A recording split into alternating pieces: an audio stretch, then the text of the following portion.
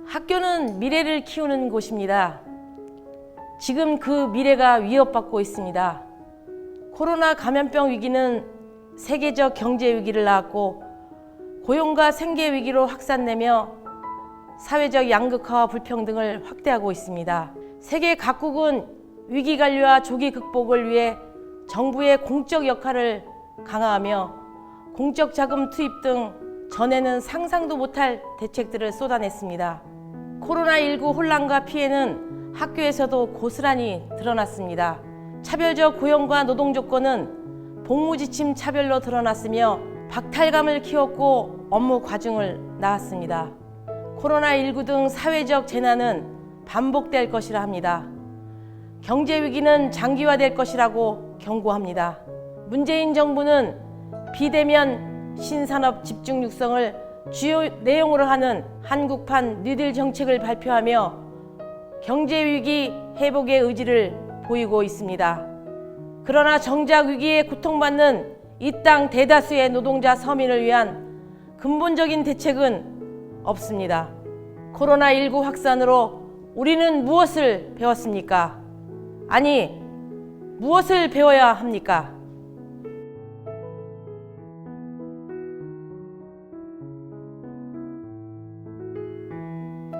공공의료가 국민의 생존에 필수적인 공적 가치임을 절실하게 느꼈습니다.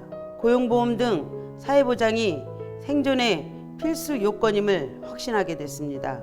불안정 고용은 작은 충격으로 실업이라는 파멸로 밀어넣습니다. 차별적인 노동환경은 사회적 재난을 통해 더욱 극명하게 드러나고 확산됩니다.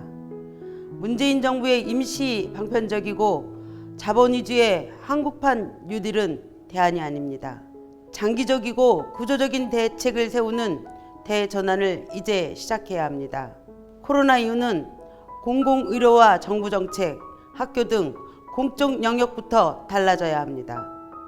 평소에도 불안하고 불평등하며 위기를 맞으면 더욱 확대되는 사회, 코로나 이전으로 돌아가서는 안 됩니다. 우리 사회의 공공성 강화로 노동자 서민의 안전과 생존부터 지켜야 합니다.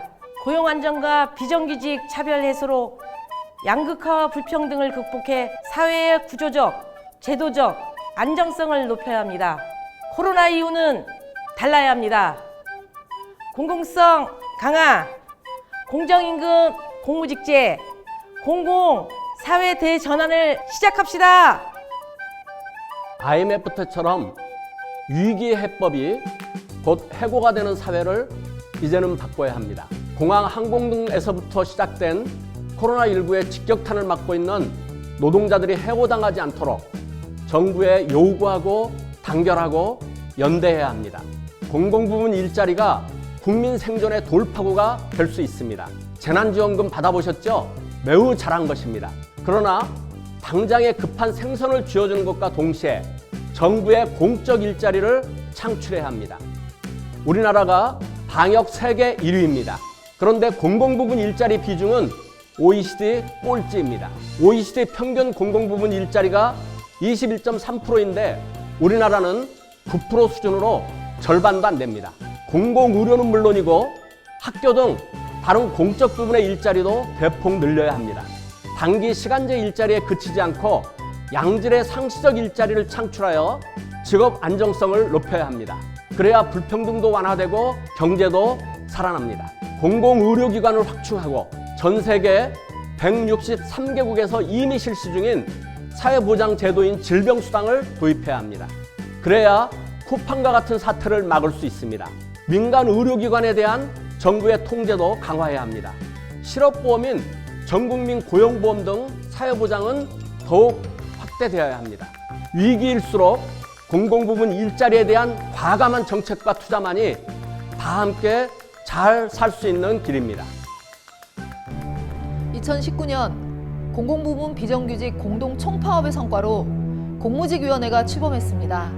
공무직위원회는 우리와 같은 공공부문 비정규직 노동자들의 노동조건 전반을 개선하는 범정부기구입니다.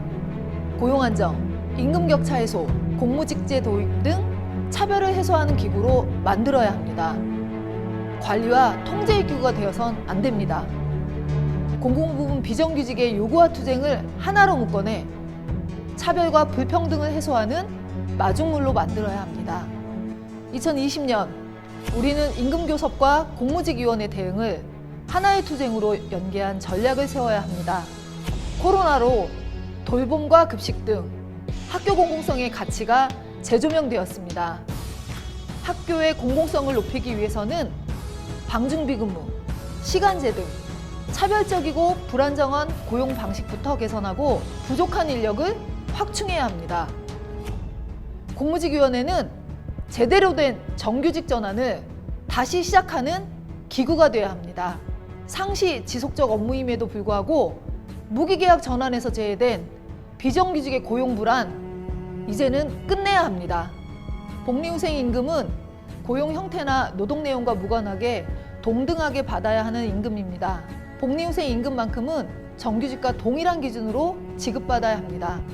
2020년 명절 휴가비, 맞춤형 복지비, 상여금 차별만큼은 반드시 끝장냅시다. 코로나 이후 학교가 달라지지 않으면 미래는 달라지지 않습니다. 연대로서 우리 노동자를 지키고 단결로서 우리부터 달라집시다. 우리 교육공무직 본부가 앞장섭시다.